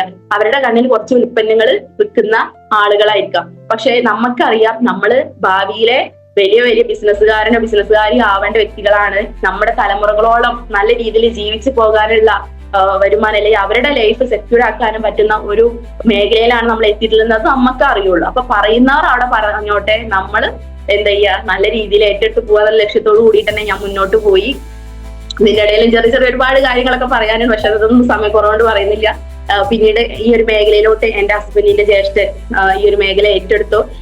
ഞങ്ങൾക്ക് കിട്ടുന്ന ഒരാഴ്ച വരുമാനം അദ്ദേഹത്തിന് സ്റ്റേറ്റ്മെന്റ് അയച്ചു കൊടുത്തപ്പോഴാണ് അദ്ദേഹം പറഞ്ഞത്, എന്തിനാ വെറുതെ, സംഭവം ഇവിടെ നല്ല മാസം എല്ലാ കൃത്യം 5-ാം തീയതി പൈസ അയച്ചു തരും. 5000 ചില്ലർ ദിർഹംസാണ് അദ്ദേഹത്തിന്റെ ഇൻകം എന്ന് പറയുന്നത്. ഇന്ന് അദ്ദേഹം STC എന്ന് പറയുന്ന റാങ്കിലാണ് നിൽക്കുന്നത്. പക്ഷെ അദ്ദേഹം അന്ന് പറഞ്ഞത്, എന്തിനാ വെറുതെ ചൂടും കൊണ്ടിട്ട് ഇവിടെ കഴിയുന്നത്, സംഭവം പൈസ മാസം കൃത്യമായിട്ട് കിട്ടുന്നുണ്ടെങ്കിലും ഈ ഒരു ഇൻകം നാട്ടിൽ കിട്ടുന്നുണ്ടെങ്കിൽ, ഒരു മാസം കിട്ടുന്നുണ്ടെങ്കിൽ ഫാമിലി ആയിട്ട് അവിടെ നിന്നൂടെ എന്ന് പറഞ്ഞിട്ട് അദ്ദേഹം പിന്നെ നാട്ടില് വന്നു. അദ്ദേഹം ഈ ഒരു മേഖല ഏറ്റെടുത്ത് ശക്തമായി പ്രവർത്തിക്കുന്നു. ഞങ്ങളുടെ അതേ റാങ്കിൽ അദ്ദേഹം എത്തിയിട്ടുണ്ട്. അതേപോലെ തന്നെ എന്റെ സിസ്റ്റർ, ഹസ്ബൻഡിന്റെ പെങ്ങൾ ഈ ഒരു മേഖലയിൽ, അവരാണ് എന്റെ കൂടെ ഫസ്റ്റ് അസോസിയേറ്റ് ചെയ്തത് കേട്ടോ. അവരും ഈ ഒരു റഷീദ എന്ന് പറയുന്ന ഒരു മേഖലയിൽ അവരുടെ ഹസ്ബൻഡ് ഏറ്റെടുത്ത് പ്രവർത്തിക്കുന്നുണ്ട്. അവരും ഇന്ന് സ്റ്റേറ്റ് ടീം കോർഡിനേറ്റർ എന്ന് പറയുന്ന റാങ്കിൽ നിന്ന് എത്തി നിൽക്കുന്നുണ്ട്. അങ്ങനെ ഒരുപാട് ഫാമിലിയിൽ നിന്ന് ഒരുപാട് ആളുകൾ ഈ ZTC അതേപോലെ തന്നെ TC റൂബി എന്ന് പറയുന്ന റാങ്കിലൊക്കെ നിന്ന് പ്രവർത്തിക്കുന്നുണ്ട്. അപ്പോ നല്ല രീതിയിൽ ഇന്ന് ഞങ്ങൾ നല്ല മുന്നോട്ട് പോകുന്നുണ്ട്. നല്ലൊരു മേഖല ആയതുകൊണ്ടാണ്. ഹസ്ബൻഡ് ജ്യേഷ്ഠൻ എന്ന് പറയുമ്പോൾ കുഞ്ഞാപ്പാടെ മകനാണ്, ഉപ്പാടെ അനിയന്റെ മകനും മകളുമാണ് ഇപ്പൊ ഈ പറഞ്ഞ 2 വ്യക്തികളും. പക്ഷെ നല്ല രീതിയിൽ ആയതുകൊണ്ടാണ് ഞങ്ങളിത് മുന്നോട്ട് പോകുന്നത്. മനസ്സിലാക്കേണ്ട കാര്യം, 1 ലക്ഷത്തിന് മീതെ വരുമാനം കിട്ടുന്ന, അതായത് ഒരു 2 വർഷം മുന്നേ ഒരു 5000 ചില്ലർ ദിർഹംസ് എന്ന് പറയുന്നത് ഏകദേശം 1.25 ലക്ഷം രൂപ എന്നാണ് ഇക്ക പറയാറ്. ഇന്ന് നോക്കുമ്പോ അതെന്തായാലും അതിനേക്കാളും കൂടിയിട്ടുണ്ടാവും, അതിന്റെ മൂല്യം കൂടിയിട്ടുണ്ടാവും. അങ്ങനെയുള്ള ഒരു ജോബ് വിട്ടിട്ട് വന്നിട്ട് അത് ഗവൺമെന്റ് എംപ്ലോയി ആണ്, ദുബൈ മീഡിയൽ സർക്കുലേഷൻ ഡിപ്പാർട്ട്മെന്റ് സൂപ്പർവൈസർ ആണ്. ആ ഒരു മേഖല വിട്ടിട്ട് ഈ ഒരു മേഖല ഏറ്റെടുത്ത് ഇന്ന് ഞങ്ങളുടെ കൂടെ ഈ തുടർന്ന് ഇപ്പോഴും ഇത് ഏറ്റെടുത്ത് ചെയ്യണം എന്നുണ്ടെങ്കിൽ നമ്മൾ കൊടുത്ത അവസരം നല്ലതായതുകൊണ്ട്, അദ്ദേഹത്തിന് കിട്ടിയ പ്ലാറ്റ്ഫോം നല്ലതായതുകൊണ്ട് മാത്രമാണ്. അല്ലെങ്കിൽ ആ ഒരു വീട്ടിലോട്ട്, ഞാൻ എപ്പോഴും പറയുന്ന കാര്യമാണ്, മകനക്ക് കൊടുത്ത അല്ലെങ്കിൽ ഇതിൽ നിന്ന് ഈ ഒരു പറയുന്ന രീതിയിലുള്ള ഇൻകം കിട്ടിയിട്ടില്ലെങ്കിൽ ആ ഒരു കുടുംബത്തിന് കയറി ചെല്ലുമ്പോൾ ഒരു പക്ഷേ കുഞ്ഞാപ്പാടും കുഞ്ഞുമാടും മുഖം അത്ര നല്ലതാവില്ല. ഏതൊരാൾ ചിന്തിച്ചാൽ മതി. കാരണം ഒരു ഫാമിലി ഇന്ന് നടന്നു പോകണമെന്നുണ്ടെങ്കിൽ പൈസ ഇല്ല, അത് നടക്കൂല. പണത്തിന് പലരും പറയും പണത്തിന് പ്രത്യേകിച്ച് പ്രാധാന്യമൊന്നുമില്ല. പക്ഷെ ഞാൻ പറയുന്നു പണത്തിനെ പ്രാധാന്യമുള്ളൂ. പണം ഉണ്ടെങ്കിൽ മാത്രമാണ് അവിടെ എല്ലാ കാര്യങ്ങളും നടക്കുള്ളൂ. ആരുടെ മുന്നിൽ നല്ല രീതിയിൽ നിൽക്കാനോ പണം തന്നെ വേണം. അപ്പൊ നമ്മൾ കൊടുത്ത ഈ ഒരു ഓപ്പർച്യൂണിറ്റി നല്ലതല്ല എന്നുണ്ടെങ്കിൽ നമുക്കൊരു പക്ഷെ അവിടെ കയറി ചെല്ലാനുള്ള ഒരു സ്കോപ്പ് ഉണ്ടാവില്ല. ഇന്ന് പഴയതിനേക്കാളും നല്ല രീതിയിൽ നല്ല സന്തോഷമായിട്ട് ഞങ്ങളുടെ ഫാമിലി മുന്നോട്ട് പോകുന്നുണ്ട്. അൽഹംദുലില്ലാ, ഒരുപാട് സന്തോഷം. അപ്പൊ ഇത്തരത്തിലാണ് കുറച്ച് കാര്യങ്ങൾ പറയാനുള്ളത്. പിന്നെ ഇതിൽ വന്നിട്ട് ഓരോരോ അച്ചീവ്മെന്റുകളൊക്കെ നേടിയിട്ടുണ്ട്. ചെറിയ അച്ചീവ്മെന്റുകളാണ്, വലിയ സംഭവങ്ങളൊന്നല്ല. ഈ റാങ്കിൽ ഉള്ളിൽ നിന്ന് നേടിയെടുക്കാൻ പറ്റുന്ന ഓരോ കാര്യങ്ങളൊക്കെ നേടിയെടുക്കാൻ സാധിച്ചു. എനിക്കൊരു 2 വീലർ പോലും ഓടിക്കാൻ അറിയുന്നുണ്ടായിരുന്നില്ല. സംഭവം വീട്ടില് ഒരു കാർ ഉണ്ടായിരുന്നു, ഹസ്ബൻഡ് അത് നിർത്തിയിട്ട് പോവും, വീണ്ടും വന്നു കഴിഞ്ഞ ഇടയ്ക്ക് എന്റെ പെങ്ങടെ മോന് വന്നിട്ടാണ് അതൊന്ന് സ്റ്റാർട്ട് ചെയ്യുക. അതിന് പോലും ഞാൻ മെനക്കെട്ടിരുന്നില്ല എന്നുള്ളതാണ് സത്യം. അങ്ങനെ പോലും ഒന്നും അത് നോക്കാൻ വേണ്ടിയിട്ടുള്ള മെനക്കെട് ഞാൻ ചെയ്തിട്ടില്ല. ആള് കാർപോച്ചിൽ നിർത്തിയിട്ട് ആള് പോകും, ഇടയ്ക്ക് ഒന്ന് സ്റ്റാർട്ടാക്കാൻ പറയും. അങ്ങനെ പെങ്ങടെ മോൻ വരുമ്പോ ചാവി കൊടുക്കും, ഒന്ന് സ്റ്റാർട്ടാക്കിയിട്ടാളെന്ന് ഞാൻ പറയും. അതേപോലെ തന്നെ ബൈക്ക് കൂടെ ഉണ്ടായിരുന്നു. പക്ഷെ ഈ ഒരു മേഖലയിൽ വന്നപ്പോഴാണ് എനിക്ക് ഒരു 2 വീലർ വാങ്ങാനും അത് ഓടിക്കാനുള്ള ആഗ്രഹം വന്നത്. അങ്ങനെ 2 വീലർ മുന്നേ ഞാൻ 2 വീലറൊക്കെ ഓടിച്ച് പഠിക്കാനൊക്കെ ശ്രമിച്ചിട്ടുണ്ട്. പക്ഷെ അത് എന്നെ കൊണ്ട് പറ്റില്ല എന്ന് പറഞ്ഞിട്ട് റോഡൊന്നും വീതി പോരാന്ന് പറഞ്ഞ് ഞാൻ നിർത്തിയതാണ് സംഭവം. അപ്പൊ എന്നോട് എന്റെ ഹസ്ബൻഡ് എന്നോട് പഠിപ്പിച്ചിട്ടുള്ളത്, നീ ശരിയാവില്ല തൊട്ട് നമ്മുടെ ഭർത്താക്കന്മാര് പഠിപ്പിക്കുമ്പോ അവർക്ക് പിന്നെ ദേഷ്യം പിടിക്കും. അങ്ങനെ പിന്നെ എനിക്ക് ഇനി പഠിക്കേണ്ടതുകൊണ്ട് അങ്ങനെ ഉപേക്ഷിച്ചതാണ്. അങ്ങനെ പിന്നീട് ഞാൻ അതിൽ വന്നപ്പോഴാണ് എന്തായാലും വേണ്ടത്, എനിക്ക് ഒരു 2 വീലർ എടുക്കണം, അത് പഠിക്കും വേണമെന്ന് വിചാരിച്ചു. അങ്ങനെ 2022 ഞാനൊരു 2 വീലർ നവംബർ മാസത്തിൽ 2 വീലർ വാങ്ങി. റെഡി ക്യാഷിനാണ് വാങ്ങിയത്. അപ്പൊ തന്നെ നമ്മൾ പൈസ കൊടുത്ത് റെഡി ക്യാഷിന് അത് പർച്ചേസ് ചെയ്തു. ഡിയോടെ ഒരു 2 വീലർ ആയിരുന്നു. അത് എടുത്തതിന് ശേഷമാണ് ചെറിയ രീതിയിൽ ഇങ്ങനെ ഞാൻ മുന്നേ പഠിച്ച ഒരു ഇതുണ്ട്. പക്ഷെ കൂടുതൽ എനിക്ക് അറിയില്ല, ഓട്ടുമ്പോ പോകാനുള്ള ധൈര്യമൊന്നുമില്ല. പക്ഷെ ഞാനത് ഓടിച്ച് പഠിച്ചു. ഡ്രൈവിംഗ് സ്കൂളിൽ പോയി എന്റെ ഇഷ്ടത്തിന് ഞാൻ പറഞ്ഞു എനിക്ക് ഡ്രൈവിംഗ് പഠിക്കണം, 4 വീലറും പഠിക്കണം എന്ന് പറഞ്ഞു ഡ്രൈവിംഗ് സ്കൂളിൽ പോയി ജോയിൻ ചെയ്തു. ഞാന് സ്കൂട്ടിയുടെ ലൈസൻസ് എടുത്തു, അതേപോലെ തന്നെ 4 വീലറിന്റെ ലൈസൻസ് എടുത്തു. അങ്ങനെ അൽഹംദുലില്ലാ അതും കിട്ടി. ഇന്ന് 4 വീലർ ഓടിക്കും, അത് ഓടിച്ചിട്ട് എവിടെയും പോവാറുണ്ട്. അപ്പൊ അത്തരത്തിലുള്ള ഒരു ധൈര്യം എനിക്ക് കിട്ടിയത്. ഇപ്പൊ പല ആളുകൾക്കും ഇന്ന് കാർ ഓടിക്കുന്നതോ അല്ലെങ്കിൽ 2 വീലർ ഓടിക്കുന്നത് വലിയ സംഭവമാവില്ല. പക്ഷെ എന്നെ സംബന്ധിച്ച് എനിക്കത് വലിയ ആവശ്യം ഉണ്ടായിരുന്നില്ല മുന്നേ. അല്ലെങ്കിൽ ഇവിടെ കാർ ഉണ്ടായിരുന്നു, കാർ ഇല്ലാത്ത ആളുകൾക്ക് കാർ എടുക്കാൻ പറ്റും. ആ ഒരു കാർ മാറ്റി 12 ലക്ഷം രൂപയുടെ ഒരു ടാറ്റ ടിയാഗോ EV ആണ് ഇപ്പൊ ഞങ്ങൾ യൂസ് ചെയ്യുന്നത്. അതേപോലെ തന്നെ 2 വീലറൊക്കെ ഉണ്ട് പല ആളുകളും, പക്ഷെ പേടിയാണ്. അപ്പൊ നമുക്കൊരു ധൈര്യം കിട്ടുന്നത് എവിടുന്നാണ്? ഈ ഒരു പ്ലാറ്റ്ഫോമിൽ വന്നിട്ടാണ് എന്റെ കാര്യം ഞാൻ പറയുന്നത്. എനിക്ക് ധൈര്യം കിട്ടിയത്, എനിക്ക് മാത്രമല്ല ഈ ഒരു നേട്ടം ഉണ്ടാക്കിയിട്ടുള്ളത് എന്റെ സിസ്റ്റർ. ആൾക്കും വീട്ടില് എല്ലാ സൗകര്യം, XUV-യുടെ ഒരു വണ്ടി അവിടെ ഉണ്ട്. അതിന്റെ പുറമെ ബിസിനസ്സിന് വേണ്ടിയിട്ട് ഇതിൽ വന്നിട്ട് എടുത്തതാണ് ഈ ഒരു സെലേരിയോ എന്ന് പറയുന്ന ഒരു വണ്ടി അവർ യൂസ് ചെയ്യുന്നുണ്ട്. താത്താക്ക് ഭയങ്കര പേടിയായിരുന്നു വണ്ടി ഓടിക്കുക എന്ന് പറയുന്നത്, നല്ല പേടിയുള്ള ഒരു വ്യക്തിയായിരുന്നു. പക്ഷെ ഞാൻ പറഞ്ഞു ഞാൻ പഠിച്ചില്ല താത്താക്കും പറ്റും എന്ന് പറഞ്ഞിട്ട് താത്താനെ ഡ്രൈവിംഗ് സ്കൂളിൽ പറഞ്ഞയച്ചു. ആള് പഠിച്ചു. ഇന്ന് ആളും 4 വീലർ യൂസ് ചെയ്യും. അതാണ് ഈ ഒരു ബിസിനസിന്റെ പ്രത്യേകത എന്ന് പറയുന്നത്. വളരെ പേടിയുണ്ടായിരുന്ന ഒരു വ്യക്തിയായിരുന്നു എന്റെ സിസ്റ്റർ എന്ന് പറയുന്നത്. പക്ഷെ ആളിന്ന് ഈ വണ്ടി ഓടിച്ചിട്ട് എവിടെയും പോകും, നല്ല രീതിയിൽ ബിസിനസ് ചെയ്ത് ടീമൊക്കെ ഡെവലപ്പ് ചെയ്തിട്ട് പോകുന്നുണ്ട്. അപ്പൊ ഒരു ധൈര്യം ഞങ്ങൾക്ക് കിട്ടിയത്, ഞങ്ങൾക്ക് സാഹചര്യങ്ങൾ ഉണ്ടായിരുന്നു, അള്ളാന്റെ അനുഗ്രഹം കൊണ്ട് വലിയ കുഴപ്പങ്ങളൊന്നും ഉണ്ടായില്ല. പക്ഷെ ഈ ഒരു പ്ലാറ്റ്ഫോമിൽ വന്നിട്ടാണ് ഒരു ധൈര്യം കാര്യങ്ങളും കിട്ടിയിട്ടുള്ളത്. അങ്ങനെ ഞങ്ങൾ മുന്നോട്ട് പോയി. അതേപോലെ തന്നെ എന്റെ ഹസ്ബൻഡിന് വെഡിങ് ആനിവേഴ്സറിക്ക് ഹസ്ബൻഡിന്റെ കയ്യിൽ നിന്ന് തന്നെ ഒരു 1000-2000 അടിച്ചു മാറ്റിയിട്ട് അദ്ദേഹത്തിന് എന്തെങ്കിലും ഒരു ഗിഫ്റ്റ് ഒക്കെ കൊടുക്കുന്ന ഇഷ്ടമാണ്. അങ്ങനെ ഒരു സർപ്രൈസ് ഒക്കെ കൊടുക്കുന്ന ഇഷ്ടപ്പെടുന്ന വ്യക്തിയാണ് ഞാൻ. എന്തെങ്കിലും ചെറിയൊരു ഗിഫ്റ്റ് ആണ് വാങ്ങി കൊടുത്തിരുന്നെങ്കിൽ കഴിഞ്ഞതിന് മുന്നത്തെ വെഡിങ് ആനിവേഴ്സറിക്ക് ഒരു 30,000 രൂപ വരുന്ന ഫോൺ എന്നെ കൊണ്ട് പറ്റുന്നത്, വലിയ എമൗണ്ടിന്റെ ഫോണൊക്കെ ആണ്. പക്ഷെ എന്നെ കൊണ്ട് പറ്റുന്ന ഒരു 30,000 രൂപ വരുന്ന ഫോണ് അദ്ദേഹത്തിന് കൊടുക്കാൻ സാധിച്ചത്. കൊടുക്കുന്ന സമയത്താണ് അദ്ദേഹം അറിഞ്ഞത്. അതാണല്ലോ സർപ്രൈസ് എന്ന് പറയുന്നത്. അത് വളരെ എനിക്ക് സന്തോഷം ഉണ്ടായി. അതേപോലെ തന്നെ നമുക്ക് ഇഷ്ടപ്പെട്ട കാര്യങ്ങൾ വാങ്ങാനും മറ്റേതെന്ന് പറഞ്ഞാൽ സംഭവം നമുക്ക് നല്ല രീതിയിലുള്ള ഇൻകം കാര്യങ്ങൾ ജീവിച്ചു പോകാൻ കുഴപ്പമില്ലാതെ പോവായിരുന്നു. വലിയ പണക്കാരോ കാര്യങ്ങളോ ഒന്നല്ല, ഒരു യാഥാസ്ഥിതിക കുടുംബം കുഴപ്പമില്ലാതെ മുന്നോട്ട് പോകുന്നു. കാരണം വലിയ ആഗ്രഹങ്ങൾ ഇല്ലാത്തവർക്ക് അങ്ങനെ കുഴപ്പമില്ലാതെ പോവാലോ. ആഗ്രഹങ്ങൾ കൂടുമ്പോഴാണല്ലോ നമുക്ക് പൈസക്ക് ചെലവ് കൂടുതൽ. അപ്പൊ അതുകൊണ്ട് തന്നെ മുന്നോട്ട് പോകുന്ന സമയമായിരുന്നു. പിന്നീട് ഇതിലാണ് വന്നിട്ടാണ് ഓരോ ആഗ്രഹങ്ങളൊക്കെ വന്നത്. അങ്ങനെ ചെറിയ ചെറിയ ഓരോ ഗോൾഡായിട്ടും ലാപ്ടോപ്പായിട്ടൊക്കെ നമുക്ക് കിട്ടുന്ന ഇൻകം കൊണ്ട് നമുക്ക് വാങ്ങിയെടുക്കാൻ സാധിച്ചു. പിന്നെ നമുക്ക് ഇഷ്ടപ്പെടുന്ന വസ്ത്രങ്ങളായിക്കോട്ടെ അതൊക്കെ നമുക്ക് കിട്ടുന്ന ഇൻകം കൊണ്ട് വാങ്ങാൻ സാധിക്കും. നേരെ മറിച്ച് ഒരു മാസം അവര് ഗൾഫിൽ നിന്ന് അയച്ചു തരുന്ന പൈസ ഒരു കണക്കുണ്ടാവും. അത് നമുക്ക് എല്ലാ മാസവും ഒരു 2-3 കൂട്ടം ഡ്രസ്സ് എടുക്കാൻ പറ്റുമോ? അത് പറ്റില്ല, ഒരിക്കലും പറ്റില്ല. നമ്മൾ പെരുന്നാൾ വരുമ്പോൾ അല്ലെങ്കിൽ ആരുടെയെങ്കിലും കല്യാണങ്ങൾ വരുമ്പോഴൊക്കെ മാത്രമാണ് ഡ്രസ്സൊക്കെ എടുക്കാറ്. പക്ഷെ ഇപ്പൊ അങ്ങനെയല്ല, നമുക്ക് ഇഷ്ടപ്പെട്ടിട്ടുണ്ടെങ്കിൽ നമുക്കത് പർച്ചേസ് ചെയ്യാൻ പറ്റുന്നു. ഓൺലൈനിലായിക്കോട്ടെ, ചിലപ്പോൾ വീട്ടിൽ വരുമ്പോഴാവും അറിയാം. അപ്പൊ അതിനൊക്കെ ഒരു ഫ്രീഡം നമുക്ക് കിട്ടി. നമ്മുടെ ബിസിനസ്സിൽ തന്നെ പറയുന്നത് നമുക്ക് നല്ല ഹാപ്പി ആയിട്ട്, അതായത് ആരോഗ്യം കിട്ടും അല്ലെ, ഹെൽത്തും വെൽത്തും ഹാപ്പിനെസ്സും അതേപോലെ തന്നെ ഫ്രീഡം, ഇതെല്ലാം കിട്ടുന്ന പ്ലാറ്റ്ഫോമിലാണ് നമ്മൾ എത്തിയിട്ടുള്ളത്. ഇതെല്ലാം നമുക്ക് ഇവിടെ കിട്ടുന്നുണ്ട്. ഇതെല്ലാം ഇപ്പൊ നമ്മൾ അനുഭവിച്ചറിയുന്നുണ്ട്. ഇപ്പൊ വീട്ടുകാരുടെ സപ്പോർട്ട് ഉണ്ട്. ഞങ്ങൾ ഒരു പക്ഷെ രാവിലെ പോയ ചിലപ്പോൾ വൈകുന്നേരം രാത്രിയൊക്കെ ആവാറുണ്ട് ടീമിന്റെ ഡെവലപ്പിനും ബിസിനസിന്റെ ഡെവലപ്പിനും ഒക്കെ വേണ്ടി പോയിട്ട്. പക്ഷെ ഇന്ന് എല്ലാവരുടെ ഭാഗത്തും നല്ല സപ്പോർട്ട് ഉണ്ട്. തുടക്കത്തിൽ നെഗറ്റീവ് പറഞ്ഞിരുന്നെങ്കിലും ഇന്ന് മക്കൾക്കും വീട്ടുകാർക്കും ഹസ്ബൻഡിന്റെ ഉമ്മായിക്കോട്ടെ, എന്റെ ഉമ്മായിക്കോട്ടെ, എന്റെ ഫാമിലി ആയിക്കോട്ടെ, എല്ലാവരുടെ ഭാഗത്തു നിന്നുള്ള സപ്പോർട്ട് ഉണ്ട്. പക്ഷെ ഞാൻ പറയുന്നു, അവരുടെ സപ്പോർട്ട് ഇല്ല, അവർ നെഗറ്റീവാണ് പറയുന്നത് വിചാരിച്ച് ഞാൻ അന്ന് നിർത്തുകയാണെങ്കിൽ എനിക്ക് ഈ അച്ചീവ്മെന്റുകളൊന്നും നേടിയെടുക്കാൻ സാധിച്ചിട്ടില്ല. ഇനിയും ഇൻഷാ അല്ലാഹ് ഒരുപാട് ഗോളുകൾ ഉണ്ട്. അതൊക്കെ നേടിയെടുക്കാൻ അള്ളാഹ് അനുഗ്രഹിക്കട്ടെ എന്ന് ഞാനും പ്രാർത്ഥിക്കുകയാണ്. കൂടെ നിങ്ങളുടെയൊക്കെ പ്രാർത്ഥന വേണം. അതേപോലെ എന്റെ ഉമ്മ പറഞ്ഞ കാര്യമാണ്, എനിക്ക് 2 ആങ്ങളാരാണ്, ഞാനൊരു മകളാണ്. അപ്പൊ ഉമ്മ പറഞ്ഞ കാര്യമാണ്, ഞാൻ കാർ ഓടിച്ചിട്ട് പോകുമ്പോ ഉമ്മാനെ ഇപ്പൊ എന്നോട് നിനക്ക് ഒഴിവുണ്ടോന്നാ ചോദിക്കുക. ഇപ്പൊ പെരുന്നാൾക്ക് ഡ്രസ്സ് എടുക്കാൻ പോലും ഉമ്മ പറഞ്ഞു നിനക്ക് എന്നാ ഒഴിവുണ്ടാവുക ചോദിക്കണത്, ഒരുമിച്ച് പോവാന്ന് പറഞ്ഞിട്ട്. ഒരിക്കൽ ഉമ്മാനായിട്ട് ഞാൻ വണ്ടിയിൽ പോകുമ്പോ പറയാം, എന്തായാലും തുടക്കത്തിൽ എന്തൊക്കെ ആയാലും ഇത് ഈ ബിസിനസ്സിൽ വന്നത് കൊണ്ടല്ലേ ഇപ്പൊ കാറിൽ പോവാൻ പറ്റിയല്ലേ നിന്റെ ഒപ്പം പോവാൻ പറ്റിയതെന്ന്. കാരണം എനിക്ക് 2 ആങ്ങളാരാണ്. അവര് ഒരാൾക്ക് കാർ, അതായത് സ്വന്തമായിട്ട് വീട്ടിൽ കാറില്ല. ചെറിയ ആള് കാർ ഓടിക്കുന്ന കൂടി മൂത്താള് കാർ ഓടിക്കില്ല, ബൈക്കാണ് ഉള്ളത്. മക്കളുടെ കൂടെ ഒരു വണ്ടിയിൽ ഇരുന്നിട്ട് പോകാനുള്ള, ഒരു കാറിൽ ഇരുന്നിട്ട് പോകാൻ, അവർ ഓടിച്ചിട്ട് പോകാനുള്ള ഒരു ഭാഗ്യം ഉണ്ടായത് ഒരു മകൾ എന്ന രീതിയിൽ ഞാൻ ഓടിച്ചിട്ടാണ്. അത് എന്റെ ഉമ്മാക്കായിക്കോട്ടെ ഉപ്പാക്കായിക്കോട്ടെ ഉണ്ടായിട്ടുള്ളത്. മരുമകന്റെ കൂടെ ഒക്കെ പോയിട്ടുണ്ടെങ്കിൽ കൂടിയും മക്കൾ എന്ന രീതിയിൽ എന്റെ കൂടെയാണ് എന്റെ ഉമ്മയും ഉപ്പയും വന്നിട്ടുള്ളത്. അത് എനിക്കൊരു നല്ലൊരു ഭാഗ്യമായിട്ട് എനിക്ക് തോന്നുകയാണ്. അപ്പൊ എന്റെ ഉമ്മ പറഞ്ഞൊരു വാക്കാണ്, ബിസിനസ്സിൽ വന്നതുകൊണ്ടല്ലേ എന്തായാലും ഇത് നടന്നത് എന്ന്. അപ്പൊ ചിലപ്പോ എന്റെ മക്കൾ പറയും, ഉമ്മച്ചിയെ നിങ്ങൾ ഇങ്ങനെ ആവുന്നത് ഞാൻ വിചാരിച്ചിട്ടാന്ന് മക്കള് പറയാറുണ്ട്. അപ്പൊ ഏറ്റവും വലിയ ഒരു അനുഗ്രഹം തന്നെയാണ് എന്ത്, ഈ ഒരു ബിസിനസ് ഏറ്റെടുത്തുകൊണ്ട് എനിക്ക് കിട്ടിയത്. എനിക്ക് എന്റെ പ്രിയപ്പെട്ട ആളുകളോട് പറയാനുള്ളത്, ഇതിൽ പ്രത്യേകിച്ച് ഒന്നും ചെയ്യാനില്ല. നമുക്ക് കിട്ടിയ പ്ലാറ്റ്ഫോം നല്ലതാണ്, നല്ല അവസരത്തിലാണ് നമ്മൾ എത്തിയിട്ടുള്ളത്. അള്ളാന്റെ അനുഗ്രഹം കൊണ്ടാണ് നമുക്ക് ഈ ഒരു അവസരത്തിൽ എത്തിപ്പെടാൻ പറ്റിയത്, ഇത്രയും നല്ലൊരു പ്ലാറ്റ്ഫോം കിട്ടിയത്. ഇനി എന്താണ്, അള്ള നമുക്ക് നല്ലൊരു അവസരം തന്നു, ഇനി പ്രവർത്തിക്കേണ്ടത് ആരാണ്? നമ്മളാണല്ലേ.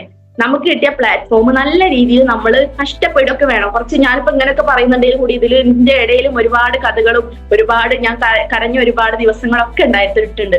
പക്ഷെ തിരിഞ്ഞു നോക്കുമ്പോൾ അതൊക്കെ ഒരു നല്ലതിന് വേണ്ടിയിട്ടാണ്. ഒന്നും കഷ്ടപ്പെടാതെ സ്ട്രഗിൾ ചെയ്യാതെ നമുക്ക് എവിടെ എത്താൻ സാധിക്കില്ല. ഇപ്പോഴും ഞാൻ എവിടെ എത്തിയെന്നല്ല, പക്ഷെ ഇനി ഇൻഷാ അല്ലാഹ് ആയുസ്സും ആരോഗ്യം തന്നാൽ എവിടെയൊക്കെ എത്തിപ്പെടാൻ പറ്റും എന്നുള്ള ഒരു വിശ്വാസം എന്റെ മുന്നിലുണ്ട്.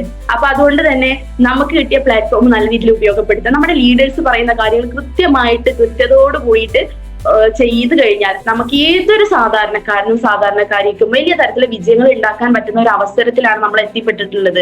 നമുക്ക് നമ്മുടെ ലീഡേഴ്സ് കൃത്യമായിട്ട് നമ്മൾ എന്ത് ചെയ്യണം, എങ്ങനെ ചെയ്യണം, ഏത് രീതിയിൽ ചെയ്യണം എന്ന് പഠിപ്പിച്ചു തരാൻ നമുക്ക് വിജയിച്ചു പോയ അയ്യൂബ് സാറിനെ പോലെയുള്ള വ്യക്തികളുണ്ട്. അതേപോലെ തന്നെ ഒരുപാട് ലീഡേഴ്സ് ഇപ്പൊ നിങ്ങൾക്ക് ഉണ്ട്. അപ്പൊ എന്ത് ചെയ്യുക, അവരുടെ വാക്കുകൾ കേട്ട് കൃത്യമായിട്ട് മുന്നോട്ട് പോയി കഴിഞ്ഞാൽ ഏതൊരാൾക്കും വിജയിക്കാൻ പറ്റും. നമുക്ക് ഇതിന് വേണ്ടത് കൺസിസ്റ്റൻസിയാണ്.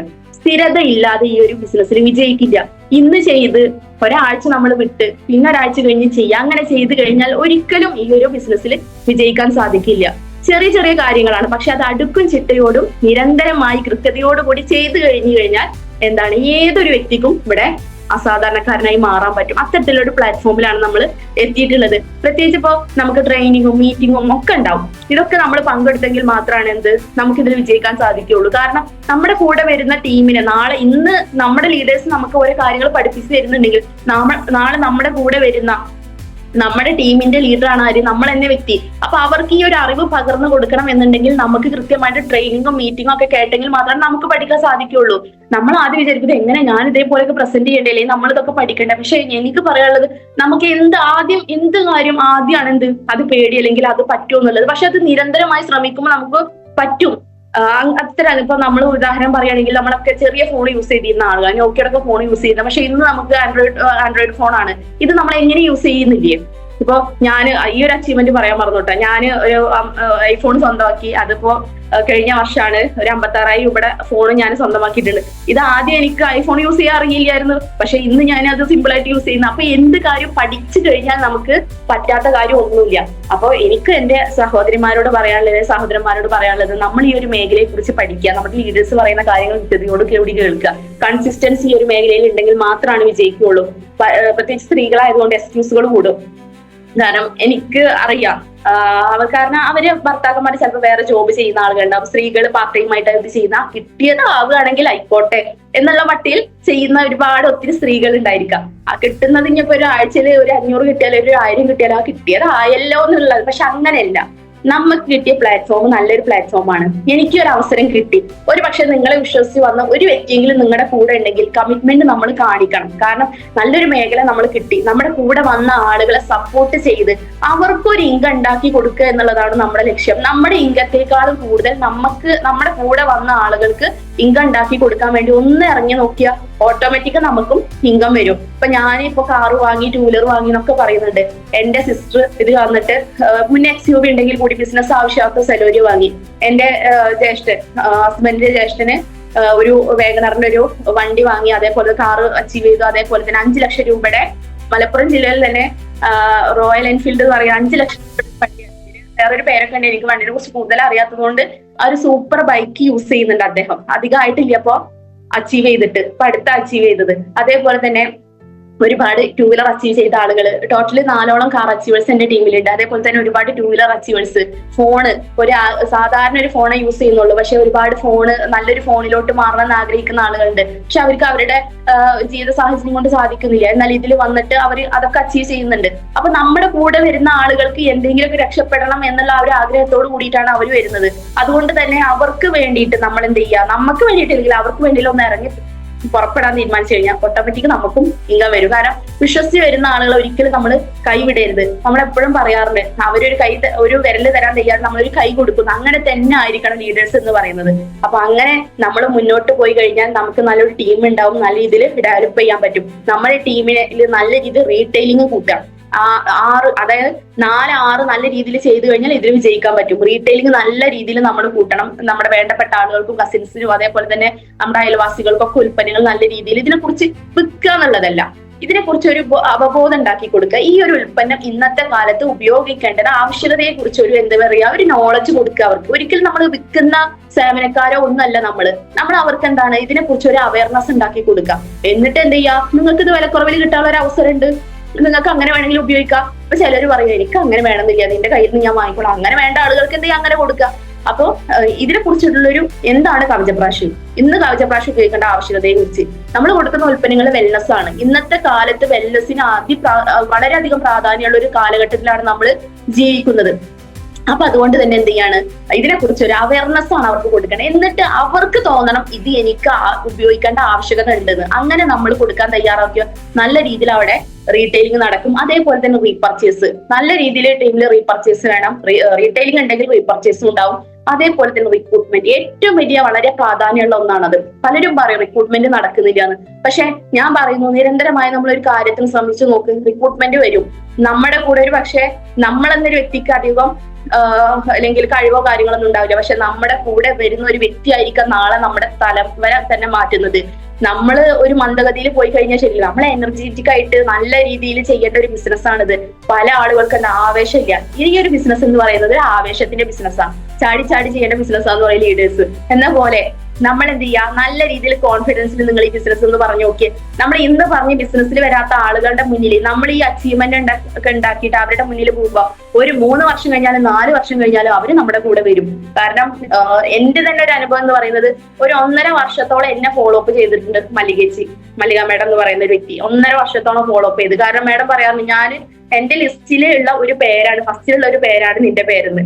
ആ ഒരു വ്യക്തി ഞാൻ വന്നത് 1.5 വർഷം കഴിഞ്ഞിട്ടാണ്. അപ്പൊ ഒന്ന് ആലോചിച്ച് നോക്കി, നമ്മുടെ ഒരുപാട് തലക്കരയുള്ള ആളുകളൊക്കെ ഉണ്ടാവും. എനിക്ക് ഒരുപാട് പഠിപ്പുണ്ട്, എനിക്ക് ഇത്ര സാലറി ഉണ്ട്, അല്ലെങ്കിൽ ഞാൻ ഗവൺമെന്റ് ജോലിയാണ്, അങ്ങനെയുള്ള ആളുകളൊക്കെ ഉള്ള ആളുകളോട് ഒരു പക്ഷെ നമ്മൾ ബിസിനസ് ഒക്കെ പറയാം. അപ്പൊ ഈ ഒരു സാധാരണക്കാരി അല്ലെങ്കിൽ ഒരു സാധാരണക്കാരൻ അവരോട് ഈ മൈലേജ് സ്റ്റൈലിന്റെ ബിസിനസ് പറയുമ്പോൾ അല്ലെങ്കിൽ 2,10,000 പറയുമ്പോൾ ചിലപ്പോൾ അവർക്ക് പിടിച്ചോളണമെന്നില്ല. പക്ഷെ ഇന്നല്ലെങ്കിൽ നാളെ നിങ്ങൾ എഴുതി വെച്ചോളൂ, അവര് നമ്മുടെ കൂടെ അസോസിയേറ്റ് ചെയ്യും. എന്റെ അനുഭവം തന്നെ ഉണ്ട്. തുടക്കത്തിൽ എതിർത്ത വ്യക്തി പിന്നീട് ചിലപ്പോൾ സമയമെടുക്കും, പക്ഷെ നമ്മൾ എന്ത് ചെയ്യണം, നമ്മള് പിന്നീടും അവര് നമ്മുടെ കൂടെ വരാനാ ഇവരിപ്പോഴത് ചെയ്യുന്നുണ്ടല്ലേ, അപ്പൊ ഇവർക്ക് എന്തോ കിട്ടുന്നുണ്ടല്ലേ, അവരുടെ നമ്മുടെ ലൈഫ് സ്റ്റൈൽ നമ്മൾ കാണിച്ചു കൊടുക്കണം. അങ്ങനെ ഉണ്ടെങ്കിലാണ് ഇന്ന് പറഞ്ഞൊരു വ്യക്തി അല്ലെങ്കിൽ നമ്മൾ ഇന്ന് റിജക്ട് ചെയ്ത വ്യക്തി നാളെ നമ്മുടെ കൂടെ അസോസിയേറ്റ് ചെയ്യുള്ളൂ. അതിന് ആര് വേണം, നമ്മുടെ ചിത്രത്തിൽ വേണം. മൈലേജ് സ്റ്റൈൽ നമ്മൾ വെറുതെ ഐഡിയ അനുസരിച്ച് നമ്മൾ ഉണ്ടായാൽ പോരാ, നമ്മൾ ഇതിൽ പ്രവർത്തിച്ച് നമ്മുടെ ടീമിനെ നല്ല രീതിയിൽ സപ്പോർട്ട് ചെയ്ത് നമ്മൾ മുന്നോട്ട് പോകുമ്പോൾ നമ്മളിലൂടെ അല്ലെങ്കിലും നമ്മുടെ ടീമിൽ വന്ന ആരുടെയെങ്കിലും ഒക്കെ കൂടെ അസോസിയേറ്റ് ചെയ്ത വ്യക്തികളിലൂടെ ആ ടീമായിട്ട് ഡെവലപ്പ് ചെയ്ത് പോകും. അങ്ങനെ നമ്മൾ ഇതിൽ ഉണ്ടായെങ്കിൽ മാത്രമാണ് ഇത് സംഭവിക്കുള്ളൂ. അപ്പോഴാണ് നമ്മൾ നേരിട്ട് പേഴ്സണലായിട്ട് വർക്ക് കൊടുത്ത ആളുകളൊക്കെ നാളെ നമ്മുടെ കൂടെ അസോസിയേറ്റ് ചെയ്യുള്ളൂ. അതിന് നമ്മൾ ഉണ്ടാവണം. അപ്പൊ റിക്രൂട്ട്മെന്റിന് വളരെയധികം പ്രാധാന്യമുണ്ട്. നമ്മുടെ ബിസിനസ്സിൽ റിക്രൂട്ട്മെന്റ് ചെയ്യാം. നമ്മൾ എമ്മയുടെ കണ്ണാട വെച്ച് നോക്കണം എന്നാ പറയാം. എവിടെ പോയാലും നമ്മൾ എന്താണ് ഈ ബിസിനസിനെ കുറിച്ച് ഇത് പറയാൻ പറ്റിയ ആളാണ്, അല്ലെങ്കിൽ അവരിതിൽ ജോയിൻ ചെയ്യിപ്പിക്കാൻ പറ്റിയ ആളാണ് എന്ന് പറഞ്ഞിട്ട് നമ്മൾ എന്ത് ചെയ്യണം, ആ ഒരു കണ്ണാട വെച്ചിട്ട് വേണം നമ്മൾ നോക്കാൻ. അപ്പൊ നമുക്ക് എന്താണ് എല്ലാവരും നമ്മുടെ ബിസിനസ്സിൽ ഇൻഷാ അല്ലാഹ് വരും. അതേപോലെ തന്നെ റീറ്റെയിനിങ്, ഈ പറഞ്ഞ കാര്യങ്ങൾ നമ്മുടെ ടീമിനെ കൃത്യമായിട്ട് ചെയ്തു കഴിഞ്ഞാൽ എന്താണ്, ഇതൊരു ആവർത്തിച്ചുകൊണ്ടിരിക്കുക. ഇത് ചെയ്തു കഴിഞ്ഞാൽ തന്നെ നമുക്ക് സക്സസ് ആവാൻ പറ്റും. പിന്നെ നമുക്ക് ഇടയ്ക്ക് ട്രെയിനിങ്ങും മീറ്റിങ്ങും കാര്യങ്ങളൊക്കെ ഉണ്ട്. NDOP അതുപോലെ തന്നെ RTP പോലുള്ള പ്രോഗ്രാമുകൾ, ചെറിയ മീറ്റിങ്ങുകൾ, ട്രെയിനിങ്ങുകൾ, ഡിസ്ട്രിബ്യൂട്ടേഴ്സ് മീറ്റിംഗ്, ഇതൊക്കെ നമ്മളെ ആക്റ്റീവായിരിക്കുക. നമ്മൾ ഉണ്ടെങ്കിൽ മാത്രമാണ് എന്ത് നമ്മുടെ കൂടെ നമ്മുടെ ടീം ഉണ്ടാവുള്ളൂ. അപ്പൊ നമ്മൾ ലൈവായി നിൽക്കുക. നമുക്ക് കിട്ടുന്ന ഈ ഒരു എന്താ പറയാ നല്ലൊരു പ്ലാറ്റ്ഫോമിലുള്ള നാളെ നമ്മുടെ ടീമിന് വാങ്ങിച്ചു കൊടുക്കാൻ സാധിക്കണം. നല്ലൊരു ഇൻകം നമുക്ക് എല്ലാവർക്കും ഉണ്ടാക്കിയെടുക്കാൻ സാധിക്കണം. അതിനൊക്കെ പറ്റുന്ന പ്ലാറ്റ്ഫോമാണ്. അതെനിക്ക് 100% എനിക്ക് വിശ്വാസമുണ്ട്. അതിന് നിങ്ങൾക്കും പറ്റും. എന്നേക്കാൾ ഒരുപാട് കഴിവുള്ള ആളുകൾ എന്റെ മുന്നിൽ ഇരിക്കുന്നുണ്ട്. അപ്പൊ നിങ്ങൾക്കൊക്കെ ഇത് നേടിയെടുക്കാൻ പറ്റും. പക്ഷെ എനിക്ക് പറയാനുള്ളത്, നിങ്ങൾ മൈലേജ് സ്റ്റൈലിൽ വേണം. ഒരു ഐഡിയ ഉണ്ടായിട്ട് ഞാൻ മൈലേജ് സ്റ്റൈലിൽ ഉണ്ടായി എന്ന് പറഞ്ഞിട്ട് കാര്യമില്ല. ആത്മാർത്ഥമായിട്ട് പ്രവർത്തിക്കണം. ചിലപ്പം കഷ്ടപ്പാടുണ്ടാവും. കാരണം ഇവിടെ നമ്മള് നെക്സസ് പ്രോഗ്രാമിന് വന്ന ആളുകളാവും. അവിടെ ലീഡർ പറഞ്ഞ കാര്യം, നമ്മള് ഒരു 50 വർഷം നേടിയെടുക്കേണ്ട ആ ഒരു ഇൻകം, അല്ലെങ്കിൽ 50 വർഷം മെനക്കെട്ടിട്ട് നമ്മൾ ജോലി ചെയ്താലോ അല്ലെങ്കിൽ വേറെ എന്തെങ്കിലും ചെയ്താലോ കിട്ടുന്ന ഒരു ഇൻകം നമുക്കൊരു 4-5 വർഷം കൊണ്ട് നമുക്ക് ഇവിടുന്ന് കിട്ടുന്നുണ്ടെങ്കിൽ അതിനുള്ള ഒരു എഫേർട്ട് നമ്മൾ ഇവിടെ ഇടണം. ഒരു കഷ്ടപ്പാടും ഇടാതെ ഒരാളിന്ന് ലോകത്ത് സക്സസ് ആയിട്ടില്ല. ഇന്ന് വിജയിച്ച ആളുകൾ, നമ്മളൊരു വ്യക്തിനെ കാണുമ്പോ അദ്ദേഹം വിജയിച്ചതാണ്, വല്ലാത്ത സംഭവമാട്ടാ, വലിയ ഭാഗ്യാണ് കേട്ടാന്ന് നമ്മൾ വിചാരിക്കും. പക്ഷെ നമ്മൾ മനസ്സിലാക്കേണ്ട കാര്യം, ആ ഒരു വിജയത്തിന്റെ പിന്നിൽ ഒരുപാട് കഷ്ടപ്പാടുണ്ടായിരിക്കാം, ഒരുപാട് കണ്ണീരുണ്ടായിരിക്കാം. ഇതൊന്നും അറിയാതെ ഒരു വ്യക്തി വിജയിക്കില്ല. ഇതൊക്കെ അനുഭവിച്ചറിഞ്ഞ ആളുകൾ മാത്രമാണ് സക്സസിൽ എത്തുള്ളൂ. അപ്പൊ എല്ലാ ആളുകളും മനസ്സിലാക്കേണ്ട കാര്യം, പ്രത്യേകിച്ച് സ്ത്രീകൾക്ക് ഉണ്ടാവും എക്സ്ക്യൂസുകൾ മാറ്റി വെക്കുക. അവിടെ കല്യാണം, അതേപോലെ തന്നെ ഇവിടെ വിരുന്ന്, ഇതൊക്കെ മാറ്റി വെക്കുക. നമ്മുടെ ലക്ഷ്യം എന്താണ്? ഇപ്പൊ എന്റെ ഒരു അനുഭവം എന്ന് പറഞ്ഞാൽ, എന്റെ സ്വന്തം അമ്മാവന്റെ മോന്റെ കല്യാണത്തിന് പോലും ഞങ്ങളൊരു പ്രോഗ്രാമിന് പോയി. കാരണം ഞങ്ങൾക്ക് വലുത്, ഇപ്പൊ എനിക്കായിക്കോട്ടെ എന്റെ ഹസ്ബൻഡിനായിക്കോട്ടെ, വലുത് ഇന്ന് മൈലേജ് സ്റ്റൈലാണ്. അത് കഴിഞ്ഞാൽ ബാക്കിയുള്ള കാര്യങ്ങളേ ഉള്ളൂ. ബാക്കിയുള്ളതിന് അത് കഴിഞ്ഞിട്ട് പ്രാധാന്യം കൊടുക്കുള്ളൂ. ഇപ്പൊ എന്റെ വീട്ടിലൊരു പ്രോഗ്രാം ഉണ്ടെങ്കിൽ, എന്റെ ആങ്ങളുടെ കല്യാണം 1 വർഷം മുന്നേ കഴിഞ്ഞു, നമ്മുടെ ഡേറ്റ് നോക്കിയിട്ടാണ് ഇന്ന് ആ കല്യാണം നിശ്ചയിക്കുന്നത്. ഇന്ന ദിവസം ആണിട്ടാണ്, അന്ന് മീറ്റിംഗ് ഒന്നുമില്ല, അല്ലെങ്കിൽ എന്തെങ്കിലും വീട്ടിൽ പ്രോഗ്രാം ഉണ്ടെങ്കിൽ ഇന്ന ദിവസം മോളെ ഒഴിവില്ലേ നോക്കിയിട്ട് ആ ഒരു ലെവലിലോട്ട് നമ്മൾ മാറണമെന്നുണ്ടെങ്കിൽ നമ്മളിതിൽ നല്ല രീതിയിൽ ചെയ്യുന്നുണ്ടെന്നും നമ്മളിതിൽ സക്സസ് ആവുന്നുണ്ടെന്നും ഒക്കെ അവരെ കാണിച്ചു കൊടുക്കണം, അവരെ ബോധ്യപ്പെടുത്തണം. അപ്പോ കൂടുതൽ കാര്യങ്ങളൊന്നും, അല്ലെങ്കിൽ ഒരു ട്രെയിനിങ് എടുക്കാനുള്ള ഒരു എക്സ്പീരിയൻസ്, അത്ര ഒരു വളർന്നൊരു ലീഡറൊന്നല്ല ഞാൻ. അതിനൊക്കെ പറ്റിയ ലീഡേഴ്സ് നിങ്ങൾക്ക് മുന്നിലുണ്ട്. എനിക്ക് എന്റെ ഒരു അനുഭവമാണ് പറയാനുള്ളത്. ഒരുപാട് ഞാൻ അതിൽ നിന്ന് വിട്ടിട്ടുണ്ട്, ഒരുപാട് കാര്യങ്ങൾ മിസ്സായി പോയിട്ടുണ്ടായിരിക്കാം. പക്ഷെ ഇത്രേ ഉള്ളൂ, കഷ്ടപ്പാടും കാര്യങ്ങളൊക്കെ കുറച്ചൊക്കെ ഉണ്ടായിരുന്നു. പക്ഷെ ഞാൻ ഇതിൽ നിലനിന്നത് കൊണ്ട് മാത്രമാണ് എനിക്ക് ഓരോ കാര്യങ്ങൾ ഇപ്പോഴും ഓരോ കാര്യങ്ങൾ അച്ചീവ് ചെയ്യാനും, അതേപോലെ തന്നെ എന്തെങ്കിലുമൊക്കെ നേടിയെടുക്കാനും കൃത്യമായിട്ട് എഴുതി വെച്ച് ഇന്ന സമയത്ത് നേടിയെടുക്കണം എന്നുള്ള രീതിയിലാണ് മുന്നോട്ട് പോകുന്നത്. ഏകദേശം RTCയോട് അടുത്ത് നിൽക്കുന്നു, 70 ലക്ഷം മാച്ചിങ്ങിന്റെ അടുത്തെത്തി നിൽക്കുകയാണ് ഈ ഒരു സമയത്ത്. അപ്പൊ എന്തായാലും എനിക്ക് ഈ ഒരു അവസരത്തിൽ എല്ലാ ആളുകളോടും പറയാനുള്ളത്, നല്ലൊരു അവസരമാണ്. നല്ല രീതിയിൽ തന്നെ ആത്മാർത്ഥമായിട്ട് ഏറ്റെടുക്കുക, നല്ല രീതിയിൽ മുന്നോട്ട് പോവുക. ഏതൊരു സാധാരണക്കാരനെയും അസാധാരണക്കാരനാക്കാൻ പറ്റുന്ന നല്ലൊരു പ്ലാറ്റ്ഫോം നമുക്ക് കിട്ടിയിട്ടുണ്ട്. അള്ളാഹുവിന്റെ അനുഗ്രഹം കൊണ്ട് ആ ഒരു ഇതിൽ നമ്മൾ എത്തിപ്പെട്ടിട്ടുണ്ട്. നമ്മളൊക്കെ പ്രാർത്ഥിക്കാറുണ്ട്, എനിക്ക് നല്ലൊരു മെച്ചപ്പെട്ട ജീവിത സാഹചര്യം തന്നെ, നല്ല ആരോഗ്യത്തിന് വേണ്ടിയിട്ട് എല്ലാം നമ്മൾ 5 നേരം ഭക്ഷണോട് നമ്മൾ പ്രാർത്ഥിക്കാറുണ്ട്. പക്ഷെ ആ ഒരു അവസരം നമുക്ക് കിട്ടിയിട്ടുണ്ട്. നല്ല ആരോഗ്യം സംരക്ഷിക്കാൻ പറ്റും, നല്ല ഉൽപ്പന്നങ്ങൾ നമുക്ക് കിട്ടിയിട്ടുണ്ട്. ഉൽപ്പന്നങ്ങൾ നമ്മൾ ഉപയോഗിക്കുക, വെറും വിൽക്കുന്ന ആളുകൾ മാത്രമാവാതെ നമ്മൾ ഉപയോഗിക്കുക, നമ്മുടെ ആരോഗ്യം സംരക്ഷിക്കുക. അതിലൂടെ നമ്മൾ എന്ത് ചെയ്യുക, അവസരം എല്ലാ ആളുകളോടും പറഞ്ഞ് അവർക്കും നല്ലൊരു ഹെൽത്ത് ഉണ്ടാക്കി കൊടുക്കുക, നല്ലൊരു വെൽത്ത് ഉണ്ടാക്കി കൊടുക്കുക. കൂടെ നമുക്കും അവർക്കൊക്കെ ഹാപ്പിനെസ് കിട്ടും. കാരണം നമ്മളെല്ലാവരും മറ്റുള്ളവരെ സഹായിക്കാൻ ഇഷ്ടപ്പെടുന്ന ആളുകളാണ്, ചാരിറ്റി ചെയ്യാൻ ഇഷ്ടപ്പെടുന്ന ആൾ. എനിക്ക് ഇഷ്ടമല്ല പേഴ്സണലായിട്ട് ചാരിറ്റി ചെയ്യാൻ നല്ല ഇഷ്ടമുള്ള ആളുകളാണ്. പക്ഷെ നമുക്ക് തന്നെ ഉണ്ടാവും ഒരുപാട് കാര്യങ്ങൾ കെടുക്കുന്നുണ്ടാവും. ഇതൊക്കെ കഴിഞ്ഞ് വരുമ്പോ നമ്മൾ നോക്കുമ്പോൾ അതിനിപ്പോ എന്താ കൊടുക്കുക, ആ ഒരു ലെവലുണ്ടാവും. നമ്മളിപ്പോ റമദാൻ മാസത്തിലാണ് കൂടുതൽ സക്കാത്ത് കൊടുക്കുക. ആ ഒരു മാസം വരെ കാത്തു നിൽക്കാതെ എല്ലാ സമയത്തും എല്ലാവരും സഹായിക്കണം എന്നൊരു ആഗ്രഹിക്കുന്ന വ്യക്തിയാണ് ഞാൻ. അങ്ങനെ സഹായിക്കുന്നുണ്ടെങ്കിൽ നമ്മുടെ കയ്യിൽ എന്ത് വേണം? ഇൻകം വേണം. നമുക്ക് ഒരുപാട് നേടിയെടുക്കാൻ പറ്റില്ലെങ്കിലും മറ്റുള്ളവർക്ക് കൊടുക്കാനും നമുക്ക് നമ്മുടെ നല്ല കയ്യിൽ നമ്മുടെ കയ്യിൽ പൈസ വേണം. ഇതുണ്ടെങ്കിൽ മാത്രമേ നമുക്ക് മറ്റുള്ളവരെ ഹെൽപ്പ് ചെയ്യാൻ പറ്റുള്ളൂ. അങ്ങനെ ഹെൽപ്പ് ചെയ്യാൻ പോലും പറ്റണം എന്നുണ്ടെങ്കിൽ നമ്മുടെ കയ്യിൽ പണം വേണം. അതിനും നിങ്ങൾക്ക് എന്ത് ചെയ്യാം, ഈ പൈസ ഉപയോഗപ്പെടുത്താം. എത്രയോ സഹോദരക്കാരെ എത്രയോ ആളുകൾ ഇന്ന് സമൂഹത്തിൽ ബുദ്ധിമുട്ടുന്ന ആളുകളുണ്ട്. അവർക്ക് ഒരു നേരത്തെ ഭക്ഷണമായിട്ടും അല്ലെങ്കിൽ ഒരു നേരത്തെ അല്ലെങ്കിൽ ഒരു മാസത്തൊക്കെ അവരുടെ ഒരു ജീവിത ചെലവിനൊക്കെ നമുക്ക് കൊടുക്കാൻ പറ്റും. പക്ഷെ അതിനൊക്കെ എന്ത് വേണം? നമുക്ക് ആദ്യം നമ്മുടെ കയ്യില് പണം വരണം, എന്നെങ്കിൽ മാത്രം അതിനൊക്കെ സാധിക്കുള്ളൂ. അപ്പൊ അങ്ങനെ ചാരിറ്റി ചെയ്യാൻ പോലും ഇഷ്ടപ്പെടുന്ന ആളുകൾക്ക് പോലും ചെയ്യാൻ പറ്റുന്ന ഒരു നല്ല പ്ലാറ്റ്ഫോമാണ്. അതിനെ എല്ലാ ആളുകൾക്കും നല്ല രീതിയിൽ പ്രവർത്തിക്കാൻ സാധിക്കട്ടെ എന്നൊരു അവസരത്തിൽ ആത്മാർത്ഥമായിട്ട് ആശംസിക്കുകയാണ്.